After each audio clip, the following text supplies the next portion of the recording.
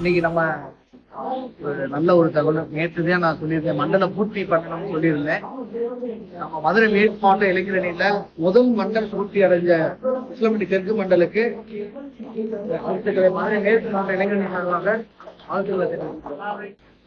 Incharge மாவட்டத்துடைய பொதுச்சாளர் மணாகணேசன் MP அவர்கள் மிக சிறப்பாக இந்த வேகமான முறையில பண்ணிருக்காங்க. எல்லா நிர்வாகிகளும் இன்னும் தேசப்பணி, அவங்களோட தேசப்பணியை சிறக்க நான் என்னுடைய வாழ்த்து